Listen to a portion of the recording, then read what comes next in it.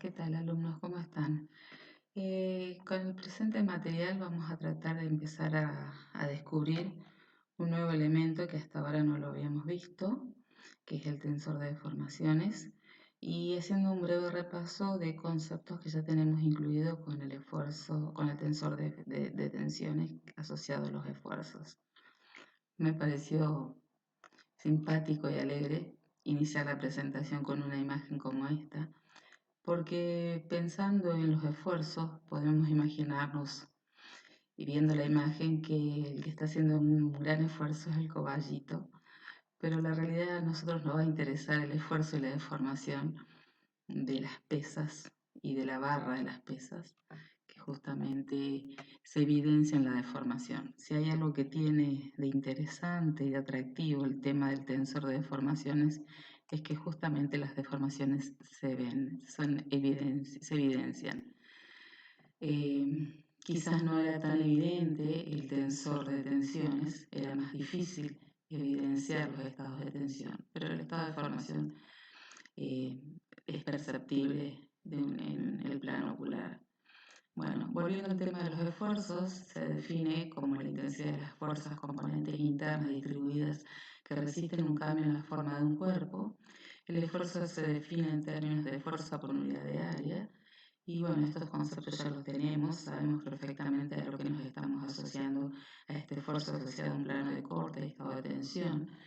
Y justamente con ese plano y esfuerzo de eh, estado de tensión asociado a un plano de corte habíamos encontrado componentes intrínsecas que se pueden asociar claramente a estos estados o estos esfuerzos, el estado de tracción y compresión, comprendido generalmente en un esfuerzo normal asociado al plano de corte, generalmente representado por la diagonal del tensor de tensiones, y un esfuerzo de corte asociado generalmente a los elementos extradiagonales. El esfuerzo computa sobre la base de las dimensiones del corte transversal de una pieza antes de la aplicación de la carga y que usualmente se llaman dimensiones originales. ¿Por qué habla de esto, de estas características que a nosotros nos interesa? Interesa básicamente la forma de la pieza, puesto que es la que se va a deformar y como se evidencia acá en un estado de tensión, la sección longitudinal inicial se va a prolongar en una deformación y se va a prolongar en una deformación asociada a la longitudinal o al eje de tensión, acortándose o disminuyéndose en una sección transversal. Ya lo vamos a ver más en detalle esto. ¿Y qué pasa con la compresión? Con el estado de compresión se acorta en una manera longitudinal, pero se ensancha en una sección transversal. Y la deformación de corte o deformación angular justamente es la rotación de la sección. Ya lo vamos a ver. Bueno, en relación a los tipos de esfuerzo, como vimos recién, tenemos la tracción, la compresión. Fíjense qué diferente podría ser el comportamiento. Y acá ya empezamos a analizar esta relación biunívoca que existe entre el estado de tensión y el estado de formación. Qué diferente sería una pieza con estas características en su deformación a una de estas características, de una sección menor y una longitud mayor. Es decir, se deformaría con mayor facilidad que esta, que tiene más rigidez en su sección transversal. Por eso ya empieza a tener una importancia entre el estado de esfuerzo con la deformación y está muy asociado a la geometría de la pieza. Bueno, en cuanto a la flexión y el corte, ya lo vieron en las otras materias, está asociado mucho al comportamiento, asociado al plano neutro o al plano, al eje de la pieza, la deformación, y la sección transversal o sección de cizallamiento en el corte. Cuando hablamos de deformación, quiero aclararles que generalmente a nosotros con los elementos estructurales nos interesan las deformaciones que en una dimensión muy pequeña, es decir, deformaciones que son imperceptibles a la vista y son las que nosotros vamos a estudiar. Pero, por ejemplo, hay elementos estructurales en donde una deformación muy pequeña puede evidenciarse en una representación que genere inseguridad. Por ejemplo, en una pieza de este tipo, una deformación muy pequeña, nos va a generar inseguridad. Por ejemplo, la deformación o la elástica de esta pieza. Cuando hablábamos en las otras materias, estabilidad 2, estabilidad 1 de la cinemática del rígido, y hablábamos del estado de movimiento de ese rígido, generalmente estábamos hablando de un conjunto de piezas y de un rígido en el cual analizábamos vectores de posición, y que los vectores de posición comprendidos dentro de la pieza no cambiaban en el movimiento, las condiciones del traslado de la pieza. Por ejemplo, un movimiento de un sólido rígido puede identificarse con movimientos como una traslación, una rotación, un movimiento combinado de ambos, en los cuales se evidencian que si nosotros tenemos un vector posición de las piezas, cuando se produzca el movimiento, tanto en la posición inicial como en la posición final, ese vector posición interno entre partículas se mantiene constante. Es decir, por ejemplo, en una traslación rectilínea o curvilínea, ese vector posición de las piezas se mantiene constante. Y en un movimiento general del plano, si es una traslación o más una rotación, nuevamente se evidencia que ese vector posición en la cinemática de la pieza, analizando solamente el movimiento, se mantiene constante ese vector posición. Qué diferente sería si estuviéramos estudiando las deformaciones. Y acá es donde justamente a nosotros nos interesa qué sucede con ese vector posición. La deformación es el estudio del movimiento relativo de las partículas situadas en un entorno diferencial de la misma. Es decir, que esas partículas internas se deforman, se desplazan, tienen un desplazamiento, y es ahí donde a nosotros nos empieza a interesar justamente ese desplazamiento interno de la pieza. Bajo la acción de las fuerzas aplicadas, los sólidos se deforman, es decir, cambian de forma, de volumen, en mayor o menor grado. Los medios continuos que consideraremos serán elásticos, isótropos y lineales. Y nuevamente volvemos a tener el mismo modelo con el que estuvimos trabajando el tensor de tensiones. El modelo asociado a un cuerpo continuo, elástico, isótropo, homogéneo, lineal. Así existirá una relación lineal entre el tensor de deformación y el tensor de tensión, según la ley de Hooke. Es decir, nuestro modelo se mantiene en base a justamente en base a estos principios o estas hipótesis. Las propiedades mecánicas de los sólidos no tendrán direcciones preferentes, y las deformaciones de los puntos materiales del sólido serán infinitamente de primer orden. Volvamos a la definición de una deformación. Se define como el cambio de forma de un cuerpo, es decir, los puntos internos del sólido se deforman y cambian de posición, el cual se debe al esfuerzo, al cambio térmico, al cambio de humedad o a otras causas. Es decir, el cuerpo o el sólido está sometido a diferentes estados de solicitaciones y lo deforman. Esas solicitaciones pueden ser de temperatura, de humedad, de cargas. En conjunción con el esfuerzo directo, las deformaciones se suponen como un cambio lineal y se mide en unidad de longitud. Y esto es muy importante que tengamos claro. La deformación se mide en unidad de longitud, es decir, que siempre está asociado a la longitud inicial, cuánto se deformó. En los ensayos de torsión se acostumbra a medir la deformación como un ángulo de torsión entre dos secciones específicas. Al aplicar cargas a un sólido, este se deforma. Y vamos a suponer que las deformaciones que se producen dentro del sólido son pequeñas. Otra de las hipótesis que debemos tener en claro. ¿Cuáles son las hipótesis de nuestro modelo? Una de ellas es que las deformaciones son pequeñas, de manera tal que la geometría del sólido antes y después de deformarse es a efectos prácticos la misma.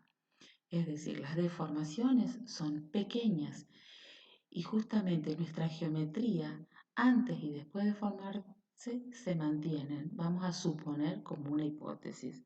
sólido deformado, sólido sin deformarse. En cuanto a la deformación producida por un esfuerzo anormal o eje asociado al eje longitudinal, veamos qué sucede. En esta simulación podemos ver qué sucede y claramente hay una dirección, que es la dirección coincidente con F, que va produciendo un alargamiento, ¿sí? Este alargamiento en esta dirección, contrariamente en la dirección opuesta de la sección transversal, se produce una reducción. Fíjense que a medida que la pieza se alarga, la sección transversal se acorta. Esta relación entre la dirección asociada de un proceso de alargamiento, otro condición, es asociada a un módulo característico que ya vamos a ver más adelante, les voy adelantando, el módulo de Poisson. El módulo de Poisson justamente habla de la relación entre la dirección longitudinal y la transversal. Y siempre no puedo proceder al signo menos. ¿Por qué? Porque justamente cuando una dirección se alarga es ahora. De deformaciones sociales que produce el efecto cortante. Si una angular algún efecto cortante o cuenta tendrá usa una torsión del ángulo, es a módulo G o módulo longitudinal transversal o corta. Formaciones longitudinales, como dijimos, las vamos a definir de una manera específica asociada a una longitud inicial. Es decir, que el delta L va a tener una relación con la longitud original para tener la deformación específica longitudinal, ¿sí? Es la relación entre lo que se alargó con relación a la longitud inicial. Pero si nosotros analizamos de dos puntos internos,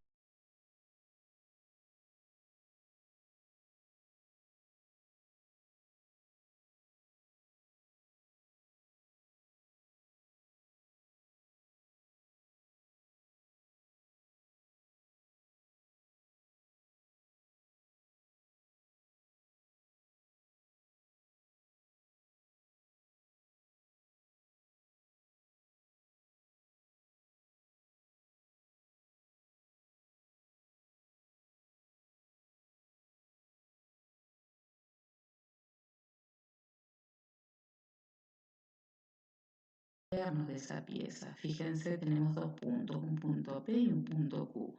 Entre ambos existe un delta X, una variación X, y en correspondencia con su distancia original o longitud inicial del punto P, que está a una distancia X.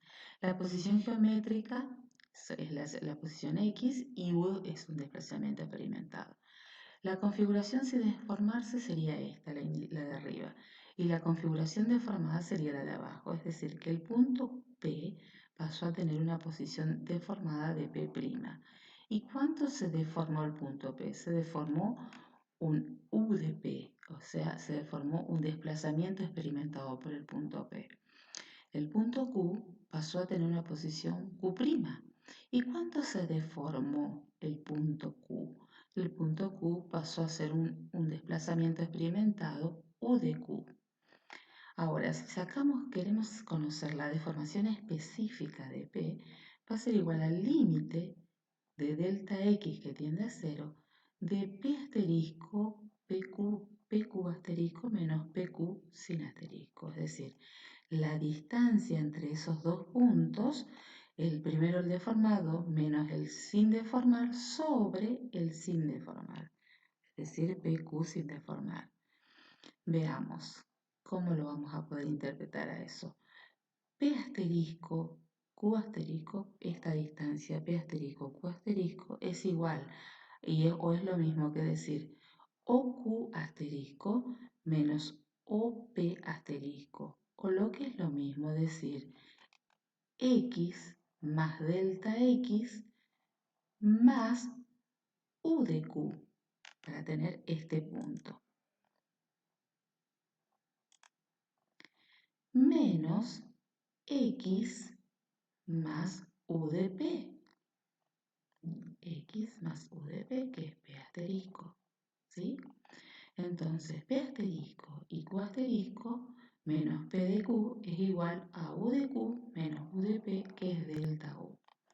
Si lo llevamos a una nomenclatura genérica, podemos poner que la deformación específica del punto P en la dirección X es igual al límite de U delta U sobre delta X, donde delta X tiende a 0, o lo que es lo mismo, la diferencial de U con respecto a X en P.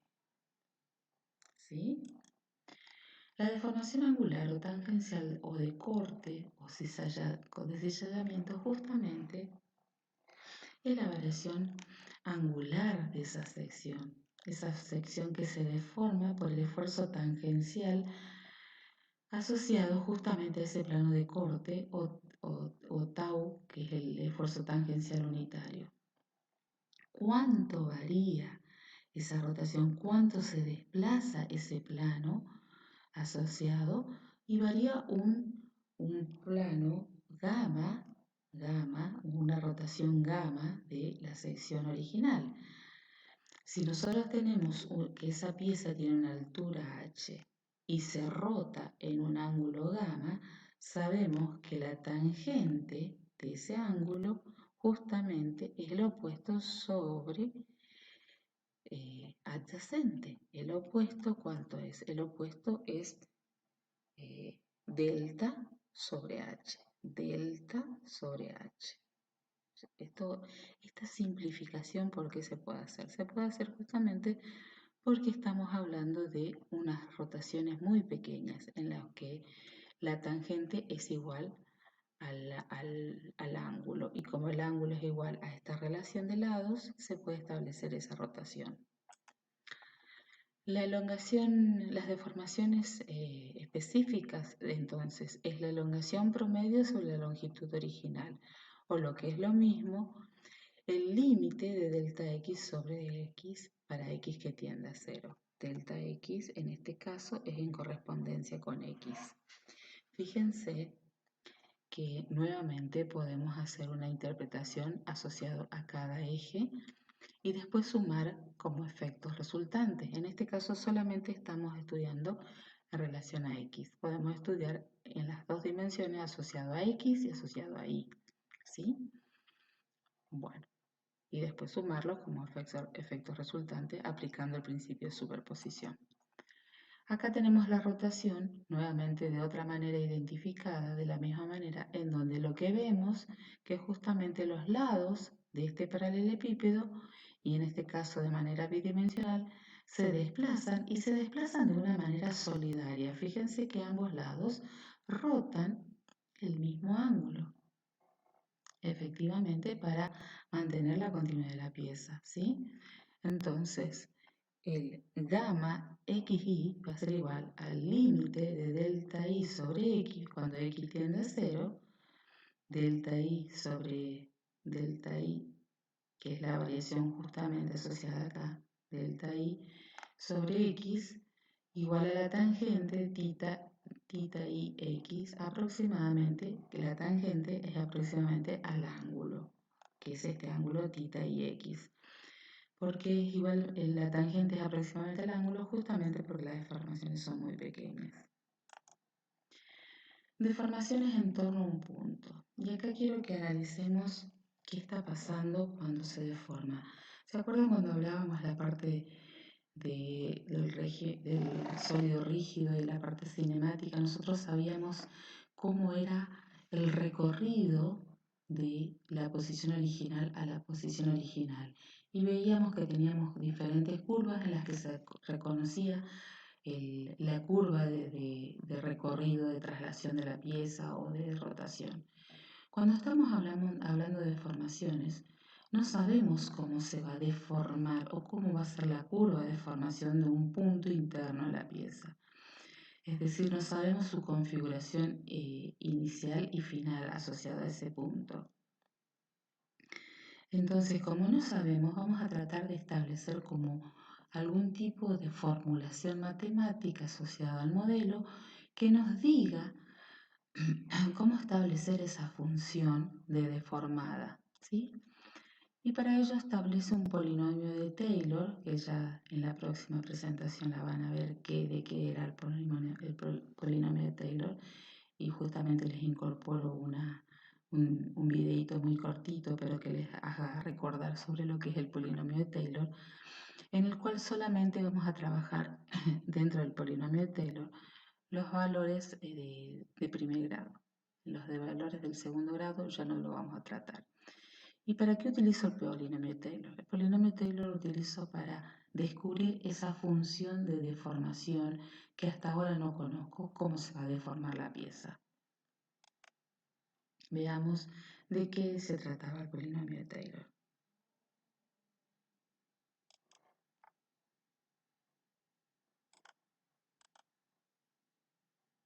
Utilización. El polinomio de Taylor es un polinomio que nos va a permitir sustituir la función original f de x por este polinomio t sub n de f de x en el entorno de un punto de la función original. Nos lo debemos imaginar como un polinomio que se pega en un punto a la función original y a partir de él se van pegando el resto de puntos del polinomio cercanos a este punto inicial, según vamos aumentando los términos del polinomio. Cuanto más nos alejamos de este punto inicial de pegado, más error se cometerá en la estimación, aunque el error se minimiza cuanto más términos tenga el polinomio. En cualquier caso, este error se puede determinar. La utilidad de esta aproximación es la de sustituir una función compleja de manejar por otra más simple, un polinomio, y especialmente el de funciones trascendentes como son las funciones trigonométricas, exponenciales, etc. Los pasos a seguir para determinar el polinomio de Taylor de una función dada es, primero, elegir el punto de pegado inicial a la función original que llamaremos x sub 0. Diremos que el polinomio estará centrado en x sub 0. Elegiremos como punto aquel que conozcamos su valor en la función original.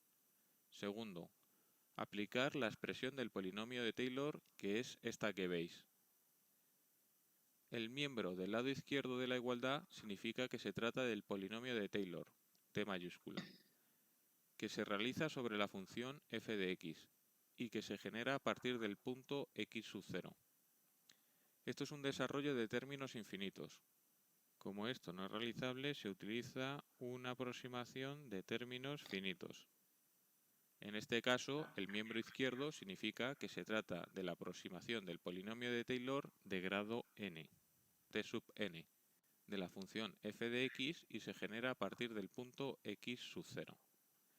Habitualmente, y si ello no comporta ambigüedad, este miembro se suele poner también como p sub n de x, denotando solamente que se trata de un polinomio de grado n. En el miembro derecho hay un sumatorio que nos puede parecer complicado, pero si lo desarrollamos tenemos la siguiente expresión, que p sub n de x es igual a la función evaluada en x sub 0 más la primera derivada de la función evaluada en x sub 0 por x menos x sub 0 más la segunda derivada evaluada en x sub 0 partido por 2 factorial por x menos x sub 0 elevado al cuadrado, y así hasta llegar al último término. X sub 0 es el punto de centrado. F de x sub 0 es el valor de la función original en este punto, y f con superíndice entre paréntesis denota la derivada del orden indicado por el número del superíndice para el punto de centrado x sub 0. Además del valor de la función en x sub 0, debemos conocer el valor de este punto en las derivadas sucesivas de la función original. Vemos que se trata de una suma de términos finitos, que nos van a dar una aproximación de la función f de x, pero cuanto más términos tenga el polinomio, más se ajustará a la función original. Un caso especial de este polinomio es aquel en el que el punto donde esté centrado este sea el punto 0. En tal caso, el polinomio se denomina de Maclaurin y el polinomio quedaría, como veis, en pantalla.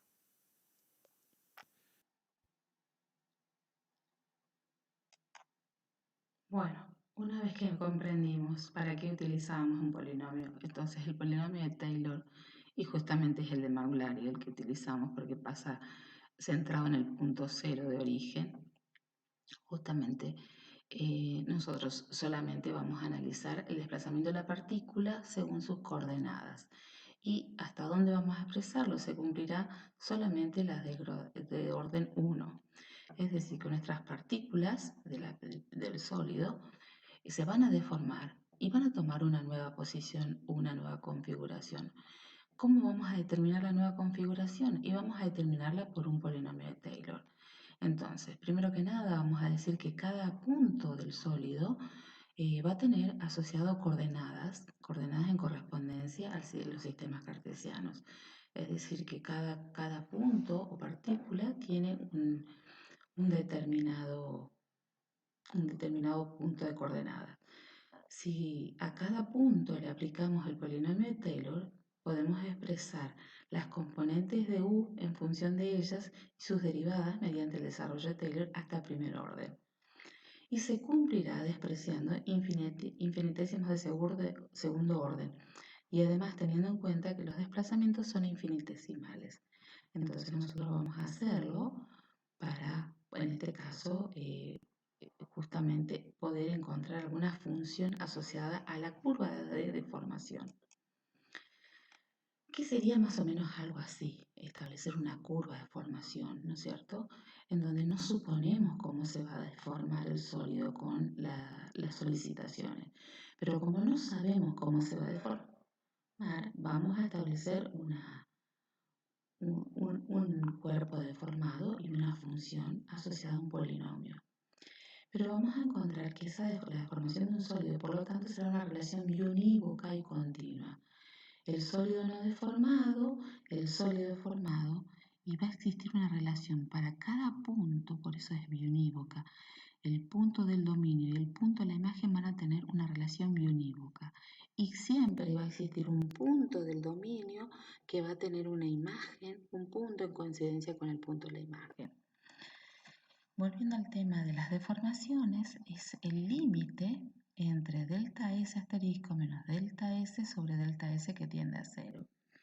Delta S asterisco es 1 más la deformación específica por delta S si hacemos un despeje y tratamos de establecer la relación que exista entre esta deformación con delta asterisco, vamos a encontrar que la deformación específica es aproximadamente delta S asterisco sobre delta S menos 1.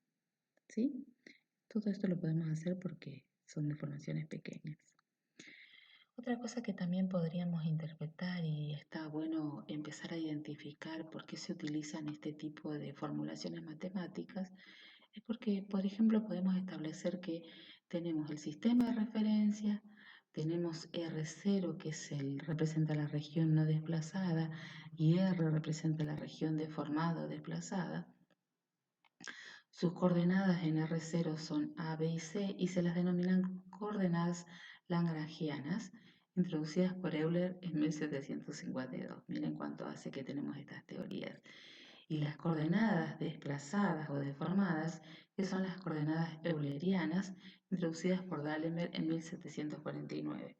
Las lagrangianas, que son las de acá del eje del espacio-dominio, se denominan también coordenadas materiales porque ellas identifican elementos materiales. En cambio, las eulerianas se denominan coordenadas espaciales porque en ellas se especifican una posición en el espacio, ocupan por algún elemento material y luego de desplazamiento. Esto en el caso de que tengamos solamente desplazamiento. Ya vamos a ver en deformaciones que estas coordenadas toman un cuerpo tensorial, una forma tensorial. El campo de desplazamiento U, V y W que tienen el sistema del desplazamiento van a estar asociados al sistema de referencia.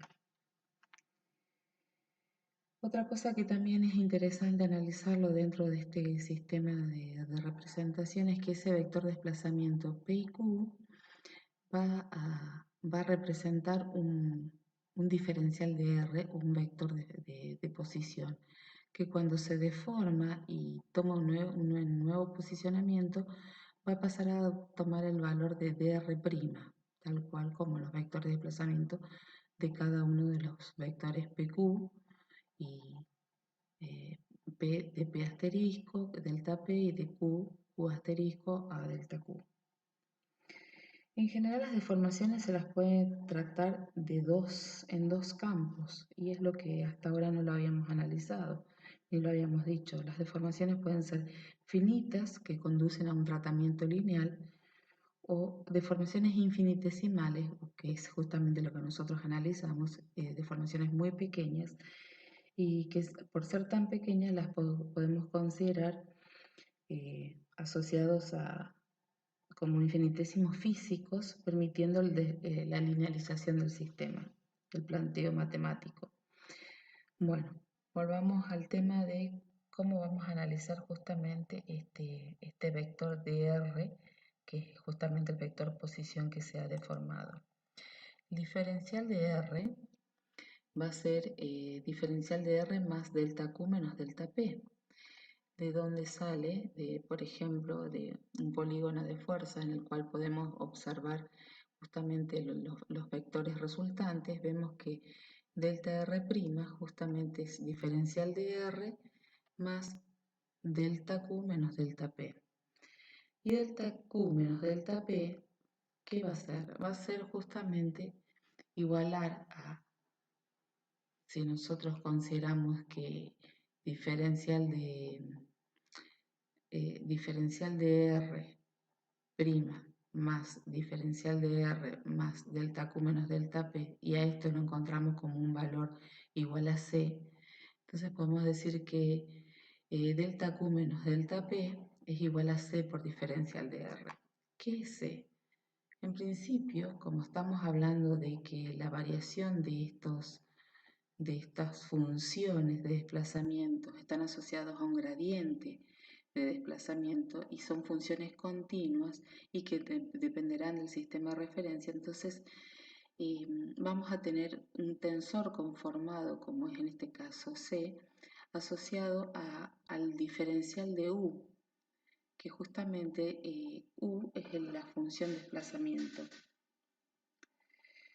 Ahora, ese diferencial de U decimos que es igual a C por diferencial de R. Si ponemos U más un delta diferencial de R, podemos decir que el delta diferencial de R es igual a, sustituyendo este valor, es igual a diferencial de R más U por diferencial de U.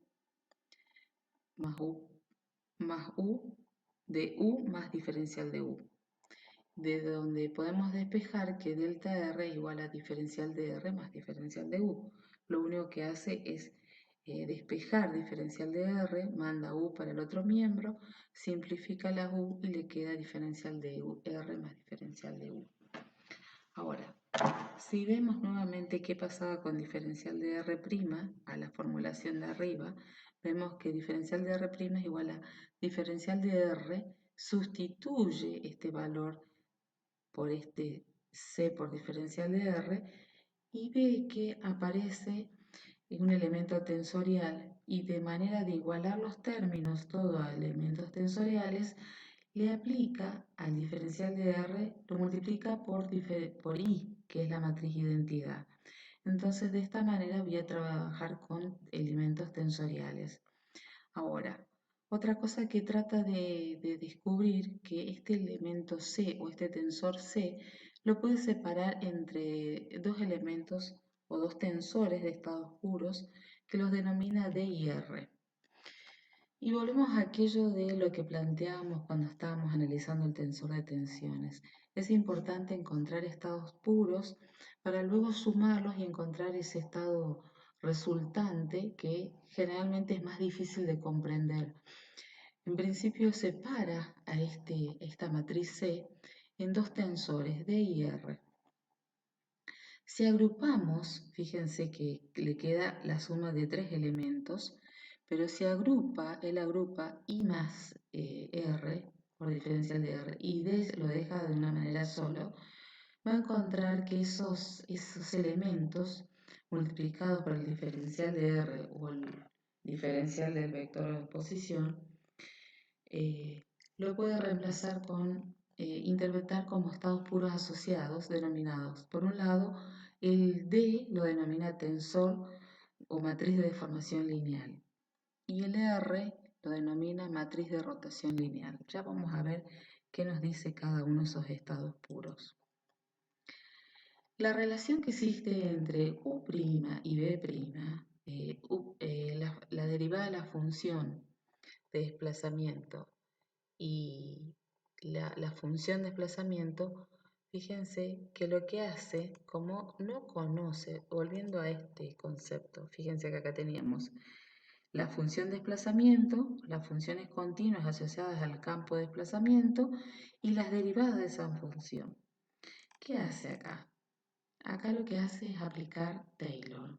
Justamente para lo que vimos Taylor era para comprender que hasta ahora no sabíamos cómo es la función de desplazamiento, desconocemos cómo es el trayecto del desplazamiento del vector posición. Entonces, supone que una muy buena aproximación es la función de Taylor, el polinomio de Taylor.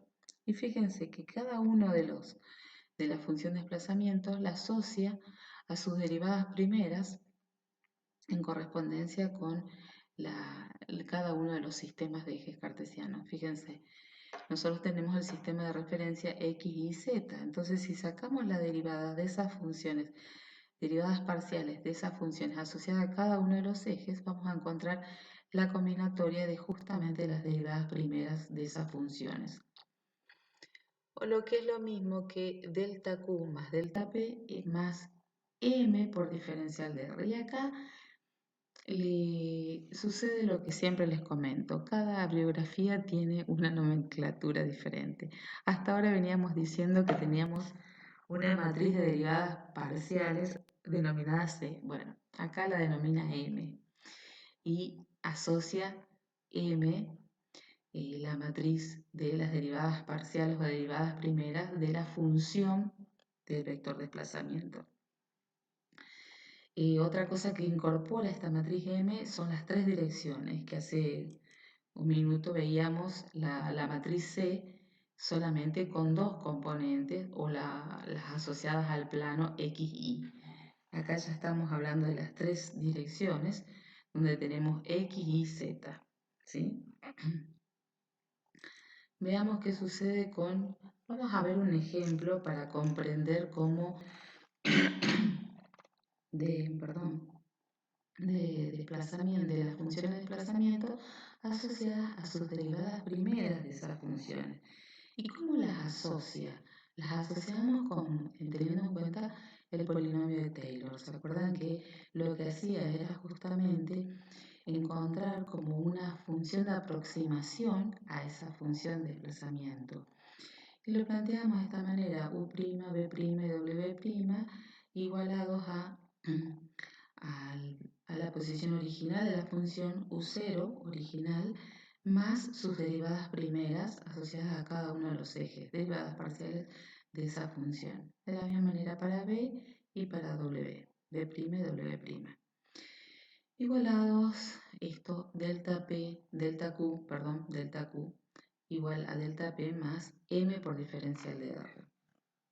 ¿Y qué era M? Y justamente esta matriz de derivadas parciales o derivadas primeras de la función desplazamiento, tanto U, B y W en correspondencia con cada uno de los ejes del sistema. Quiero que acá tengamos como una nomenclatura tipo de cómo desarrollar el gradiente de esa función, en la función que es justamente la función de desplazamiento. Vamos a tratar de resolver nuestro campo de desplazamiento y podremos obtener las coordenadas del desplazamiento del punto. Y podemos ver que justamente las derivadas primeras de U, B y W asociados al campo de desplazamiento van a tener U', van a ser el U0 más las derivadas en correspondencia. Fíjense que justamente que era U', era U0 más las derivadas primeras asociadas a cada uno de los ejes. Que bueno, justamente asociado a cada uno de los ejes, la derivada de la función va a dar en U, la primera componente va a ser 5ax más 5y más 5az, esto es prácticamente U0, o U sin derivar, más 15a, que esta es justamente la derivada. Después B' es igual a menos ax, menos 2ay, menos 2az, menos 5a, y claramente en W va a ser 0 porque era 0. Bueno, la derivada de la función desplazamiento de Q va a ser igual a la función desplazamiento de P más J, bueno, nuevamente el cambio de nomenclatura, más el tensor J por diferencial de R.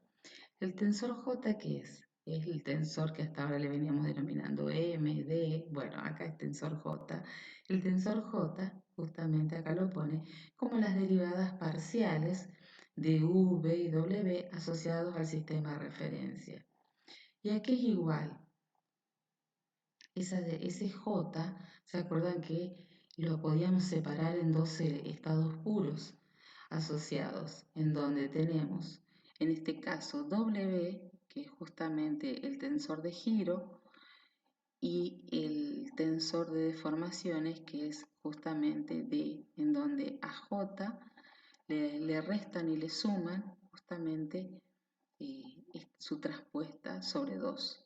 Si a un elemento uno le suma y le resta un valor cualquiera, ese elemento se mantiene constante. Si ustedes tienen un valor de 5, le suman y le restan 2, siguen teniendo 5. Bueno, eso es lo que hace acá. A J le suma y le resta J traspuesto sobre 2 y se mantiene el valor de J, pero convierte a J en dos componentes, uno que lo denomina tensor de giro y el otro lo denomina tensor de deformaciones. Claramente, ese tensor de giro representa el movimiento del sólido rígido y el otro representa la deformación. Ambos, tanto W y D, los multiplica por diferencial de R, que es el vector posición, y de esa manera, sumados al diferencial de R, obtenemos el diferencial de R', que es el que estábamos queriendo determinar. Acá encontramos numéricamente esa solución. Tenemos las funciones de desplazamientos, el campo de las funciones de desplazamientos asociados al sistema de referencia. Sacamos la matriz D o la matriz de deformada en función de las derivadas primeras y claramente acá tenemos la representación de D, que es esto. Es lo mismo lo que tienen acá representado D, que es justamente la matriz de deformación, que es la que a nosotros nos interesa. Epsilon X, que es la primera de la deformación en X, es la derivada de U con respecto a X. La derivada de U con respecto a X es 5A. La derivada de B con respecto a Y es menos 2A, fíjense. Y la derivada de Z con respecto a la derivada de W con respecto a Z es 0. Epsilon X Y es la derivada de U con respecto a Y y la derivada de B con respecto a X. Reemplazando los valores nos va a quedar 5A menos A igual a 4A. Epsilon XZ es la derivada de U con respecto a Z más la derivada de B de W con respecto a X.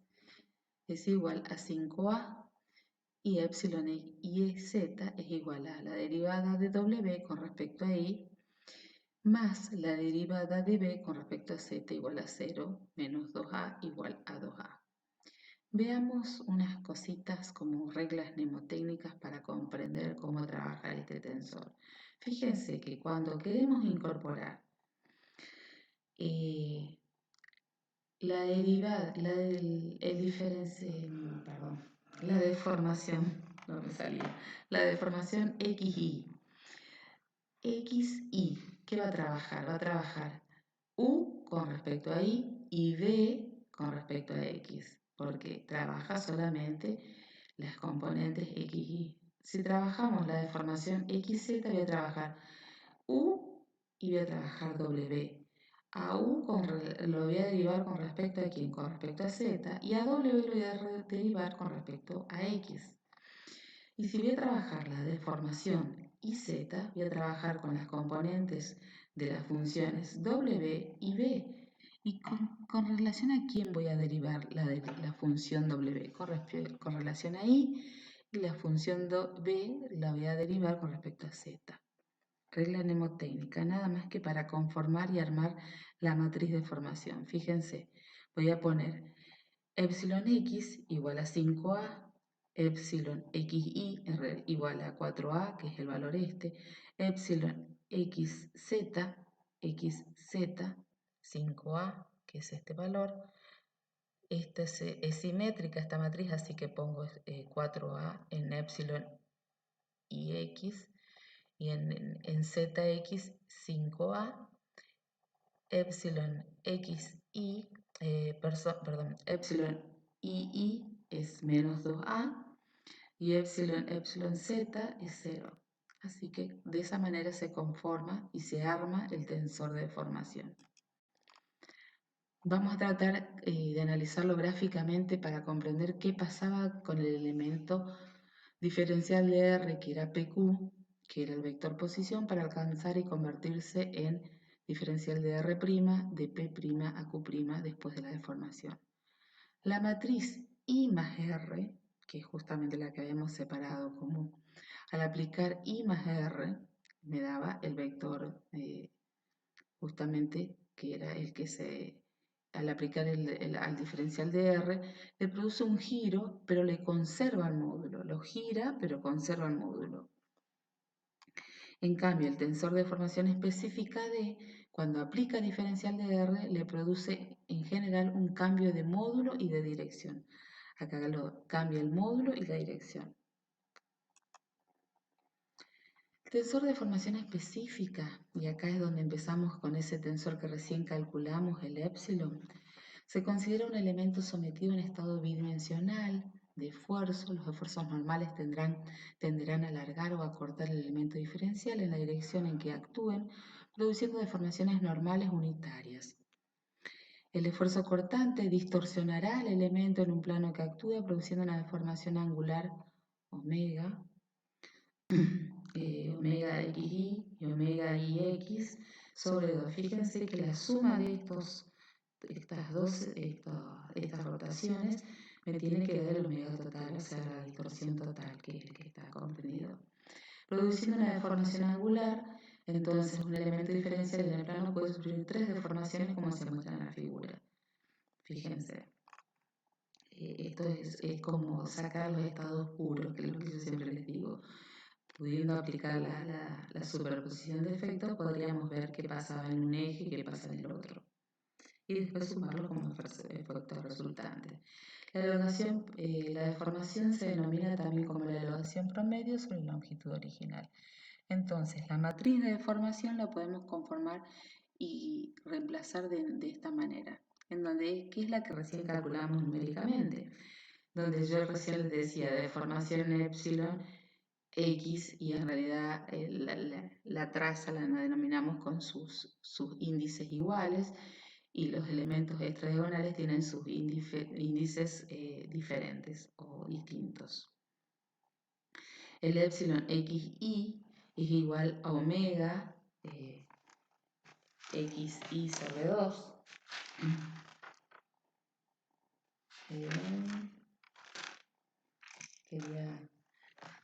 Quería corroborar nada más unas cositas, sí.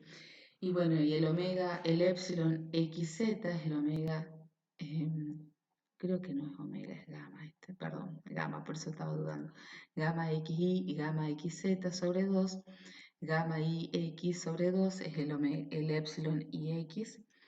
Y claramente esto viene de esta interpretación gráfica, fíjense.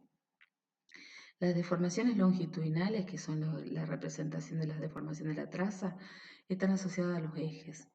Y las longitudinales tienen justamente las que representan la variación, la deformación de la traza.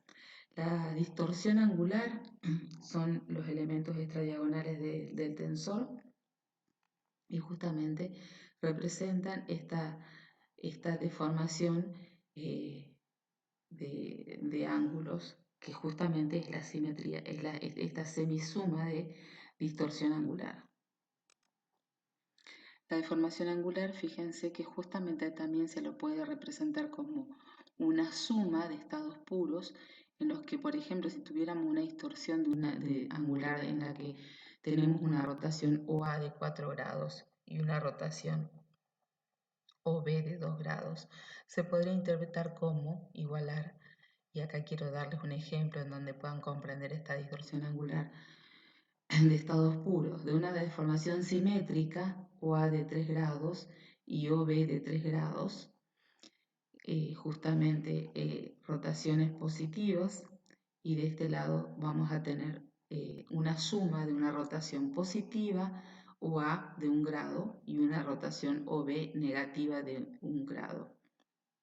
Por consiguiente, en OB voy a tener 3 menos 1, voy a tener 2 grados, y en la rotación del ángulo OA va a tener la suma de 3 más 1.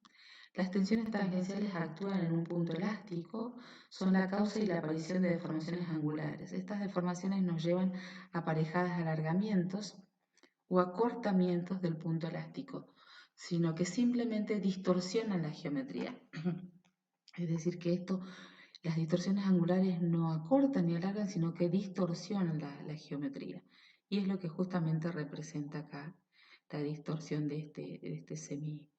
Fíjense que la variación angular justamente es la distorsión y es la semisuma de estos ángulos. La deformación de un paralelepípedo se puede descomponer en 4 partes: una traslación, una rotación, una deformación lineal y una deformación angular simétrica.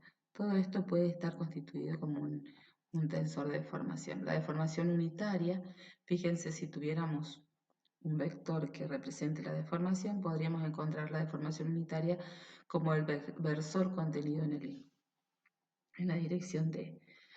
Y claramente encontrar sus componentes asociadas como justamente la deformación angular y la deformación longitudinal. Esto es lo que representa el gráfico. Acá también tenemos la representación justamente de las distorsiones longitudinales y angulares como una suma que me dan las componentes de desplazamiento de cada uno de los puntos. El desplazamiento debido a las deformaciones longitudinales, fíjense que si consideramos las deformaciones longitudinales de un paralelepípedo, vamos a encontrar directamente las componentes en correspondencia asociadas a los ejes. Es por eso que las deformaciones longitudinales producen alargamiento o acortamiento del sólido. En cambio, las distorsiones angulares representan una distorsión de los lados, y es por eso que tienen una relación de los lados del paralelepípedo en correspondencia con cada uno de los ejes. Gráficos bastante claros que se los dejo para que lo analicen. Finalmente, todos los desplazamientos obtenidos quedarían como una representación de este tipo, en lo que voy a tener tanto las distorsiones longitudinales más las distorsiones angulares. El tensor de deformaciones, justamente otra nomenclatura, y esto es una nomenclatura bidimensional, en donde justamente estábamos viendo la representación que tenía del tensor de la distorsión, perdón, del diferencial de R asociado a cada uno de los puntos del vector de posición.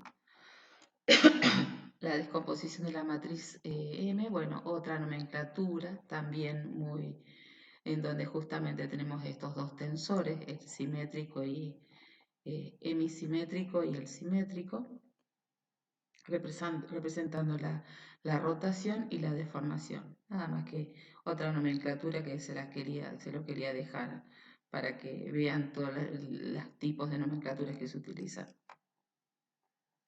Matricialmente podemos escribir tal cual el vector desplazamiento delta Q más delta P igual a delta P más C por diferencial de R, perdón. En donde C es la suma de esos dos tensores, diferencial de R es las componentes de X, y bueno, claramente el vector de formación tiene sus componentes intrínsecas. Y acá vuelvo a lo que siempre les planteo. Tenemos componentes siempre que tengamos planos, los cuales vamos a estudiar. Podemos encontrar la componente intrínseca normal y la componente tangencial, que son justamente la normal, los de la traza y los extradiagonales están asociados justamente a las distorsiones angulares. Uy, ya estoy muy mal de la garganta, perdón. Vectorialmente tenemos estas componentes, tanto asociados a el epsilon r, que es igual a epsilon r por la normal, el vector, el producto punto de estos vectores, y matricialmente tendremos justamente el versor asociado por la matriz de formación. Bueno, a ver si podemos encontrar. Otra cosa que quería como sumar a la presentación es analizar que la deformación en un punto viene asociado justamente acá es donde se ve claramente por qué tenemos funciones asociadas al sistema de referencia, porque cada punto va a tener solidariamente una deformación con el otro, es decir que cada punto de la matriz se deforma con una malla de deformación y por eso se encuentran funciones asociadas a los desplazamientos. Considerando un punto elástico de dimensiones infinitesimales, podemos determinar sus dimensiones finales, así como los ángulos girados por sus lados. Y bueno, acá claramente le estoy demostrando que bueno, la rotación de los lados de un paralelepípedo es la semisuma de la distorsión angular. Puntos elásticos deformados, puntos elásticos antes de formarse. La descomposición de los movimientos, acá en función de vectores que ya fueron analizados, PQ igual al diferencial de R, acá sacamos el diferencial de R asociado y donde tenemos que claramente cada uno de los vectores me puede definir como los movimientos puros. La traslación definida de PQ a P asterisco Q1, P asterisco Q1, esto es una traslación. El giro definido por la matriz hemisférica de P asterisco a Q1 a P asterisco Q2. De P asterisco a Q1 a P asterisco Q2. Esto justamente es el giro de la matriz hemisférica. Y por último, la deformación definida por la matriz P asterisco Q2, P asterisco Q2 a P asterisco Q asterisco. Otra nomenclatura, esta también es bastante clara, en donde tenemos la matriz de deformación con sus componentes, matriz simétrica, fíjense que es igual que el tensor de tensiones, es una matriz simétrica, y bueno, y acá tenemos justamente la matriz de giro, que es una componente de la matriz de deformación. Otra manera de interpretar de acuerdo a la rotación de un cuerpo sin deformar y la rotación de un cuerpo deformado. Generalmente cuando uno representa en una función, acuérdense que las funciones pueden representar cuerpos y planos asociados, entonces claramente representar la deformación de un sólido a veces es representar una curva de este tipo y en un plano bidimensional sería un cuerpo de este tipo. Por eso me parecía interesante cómo interpretar las funciones de los desplazamientos. Muchas gracias. Esto era lo que quería presentarles como el tensor de deformaciones. Las dudas las vamos a sacar en clases.